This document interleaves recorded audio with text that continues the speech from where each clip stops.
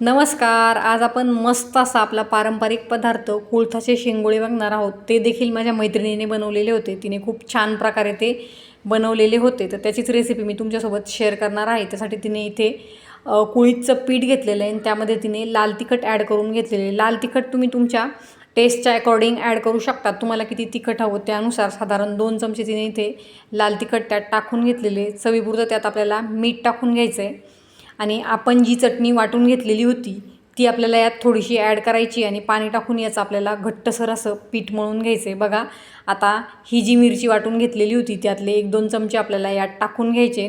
अगोदर हाताने व्यवस्थित हे मिक्स करून घ्यायचं आहे.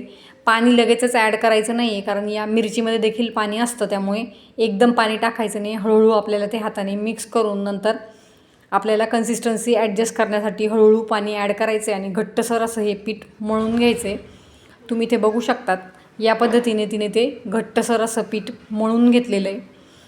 तुम्हाला जर हाताला हे पीठ चिकटत असेल तर थोडासा आपण तेलाचा हात घ्यायचा आहे, नंतर हे पीठ आपल्याला मळून घ्यायचं आहे. आता इथे पीठ मळून त्याचे शेंगोळे बनवून घेण्यास तिने सुरुवात केलेली आहे. या पद्धतीने आपल्याला पातळसर असे हे शेंगोळे बनवून घ्यायचे. जितके छान तुम्ही ते पातळ बनवाल तितके ते पटकन शिजतात. या पद्धतीने आपल्याला ते लांबट आकारामध्ये वळून घ्यायचे, नंतर त्याचे तुकडे करून घ्यायचे. चवीला खूप छान असे हे लागतात आणि हे जे आहेत ते बाजरीच्या भाकरीसोबत खूप छान लागतात. रेसिपी तुम्ही नक्की ट्राय करायची. आवडल्यास चॅनल देखील सबस्क्राईब करायचं आहे. बघा, या पद्धतीने तिने ते तयार करून घेतलेले. असेच तिने संपूर्ण ते शेंगोळे बनवून घेतलेले.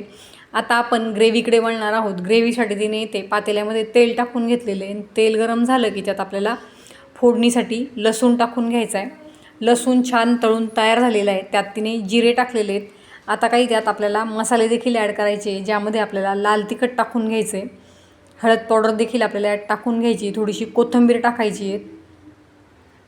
नंतर यात आपल्याला पाणी टाकून घ्यायचं आणि चवीपुरतं मीठ टाकून घ्यायचं आणि याला छान अशी उकळी येऊ द्यायची आहे. उकळी आली की आपण जे शेंगोळे बनवलेले आहेत ते यात टाकून घ्यायचे आणि आपण जी चटणी वाटून घेतलेली होती ती देखील आपल्याला यामध्ये मिक्स करून घ्यायची. बघा, इथे जी चटणी वाटलेली होती ती आता आपल्याला त्या पाण्यामध्ये टाकून घ्यायची आणि शेंगोळे देखील सोडून घ्यायचे. थोडं थोडं आता आपण हे यात ॲड करणार आहोत. बघा, मस्त अशी तरी त्याला वरती आलेली आहे. याच पद्धतीने आपल्याला 10 मिनिटांसाठी हे शिजून घ्यायचे. खूप छान चवदार असे हे बनवून तयार होतात. त्यातल्या त्यात यासोबत बाजरीची भाकरी असल्यास एकदमच छान मस्त असा बेत होऊन जातो. बघा, छान असे आपले हे शेंगोळे इथे बनवून तयार झालेले. याच पद्धतीने आपण ते 10 मिनिट बॉईल करून घेणार आहोत, म्हणजे ते मस्त असे शिजून तयार होतात.